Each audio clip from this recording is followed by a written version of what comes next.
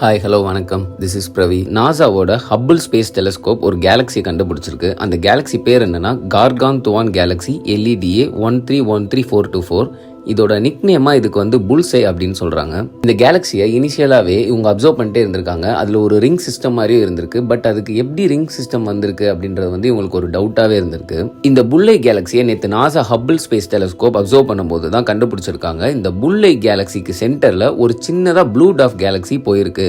அதனாலதான் அங்க ஒரு 9 ஸ்டார் ஃபீல்டு ரிங்ஸ் வந்து ஃபார்ம் ஆயிருக்கு அப்படின்றத கண்டுபிடிச்சிருக்காங்க. இதுக்கு முன்னாடி வர பல கேலக்ஸியை அப்சர்வ் பண்ணியிருக்காங்க. பட் அது எல்லாத்துக்குமே மேக்ஸிமம் வந்து ஒரு 3 ரிங்ஸை மட்டும் தான் பார்க்க முடிஞ்சிருக்கு. அதாவது ஒரு 3 ரிங்ஸ் மட்டும் தான் இருந்திருக்கு.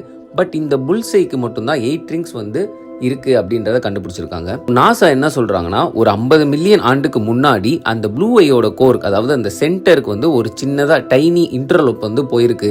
அதனாலதான் இங்க வந்து 9 ரிங்ஸ் ஃபார்ம் ஆயிருக்கு. அது விட்டுட்டு போன தடயங்கள் தான் இது அப்படின்னு சொல்றாங்க. ஏன் இவங்க 50 மில்லியன் ஆண்டுக்கு முன்னாடி நடந்தது அப்படின்னு சொல்றாங்கன்னா, சோ நம்ம ஸ்பேஸ்ல முக்காவாசி பாக்குற எல்லாமே பாஸ்ட் தான். சோ அவ்வளவு தூரத்துல இருந்து லைட் டிராவல் பண்ணி வரணும். அதனாலதான் அவங்க அந்த மாதிரி மென்ஷன் பண்ணிருக்காங்க. இப்போ நீங்க பாத்துட்டு இருக்க போட்டோ தான் நேத்து நாசாவோட ஹப்பிள் ஸ்பேஸ் டெலஸ்கோப் எடுத்த புல்சை கேலக்ஸியோட photo. Thanks for your support. ரொம்ப சப்போர்ட் பண்றீங்க. அண்ட் 100 ஃபாலோவர்ஸ் வரை ரீச் பண்ணியிருக்கோம்.